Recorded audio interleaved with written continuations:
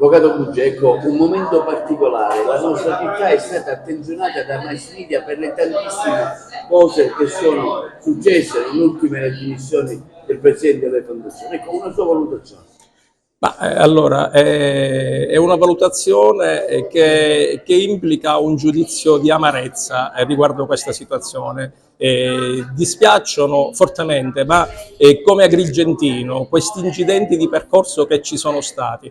E dispiace, questa è la notizia che abbiamo saputo oggi, delle dimissioni del professore Giacomo Minio, che è una persona di grandissimo livello, che mi onoro di esserne amico, di quale mi onoro di esserne amico, e di grandi capacità intellettuali. Dispiacciono, dicevo, tutti questi incidenti, dispiacciono tutti questi interventi dei media nazionali che hanno attenzionato la nostra città in un senso non benevolo.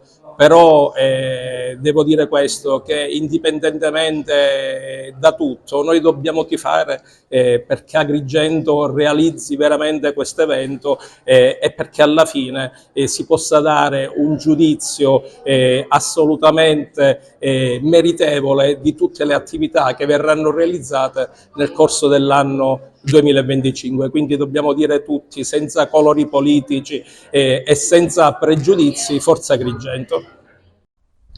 Dottore Sgarito, lei è sempre molto attento alle iniziative culturali della città e non solo, anche per il suo lavoro che la porta a essere vicino a tanta gente. Ecco, una valutazione a caldo di quello che sta succedendo ad Agrigento.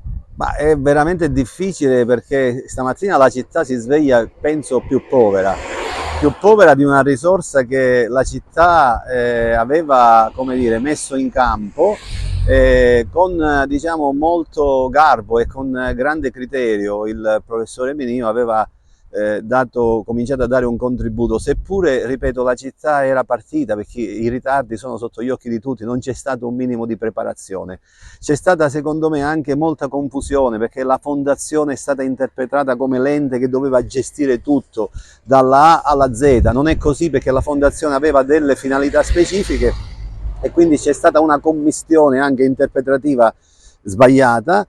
Però oggi, diciamo, all'indomani delle dimissioni di Minio, rimane, come dire, quasi una voragine nella città. La città quasi non si spiega quello che è successo, insomma, è come se la politica avesse cannibalizzato se stessa, non c'è, come dire, più un capitano, ecco, e quindi adesso che succede? Diciamo, diventa veramente un interrogativo importante. La scommessa diventa ancora più rischiosa e più pericolosa per una città che rischia veramente di fare un salto nel vuoto. A questo punto io auspico, da semplice cittadino che diciamo, ai livelli più alti e quindi alle responsabilità regionali, si possa commissariare la fondazione e, diciamo, darla nelle mani di un grande professionista, super partes, perché se la politica continua a mettere le mani ovunque rischia di fare danni seri, e i danni poi si ripercuotono sui cittadini, sulla città. E allora, ecco, più che altro vorrei fare questo tipo di appello. Io spero che il Presidente della Regione, diciamo, ecco, attenzioni la situazione in maniera seria e definitiva, e possa mettere Agrigento, ripeto, nelle mani di una persona super partes, ma soprattutto di cominciare a marciare verso alcune direzioni che oggi non si vedono e che con le dimissioni di Minio addirittura continuano ad offuscarsi sempre di più.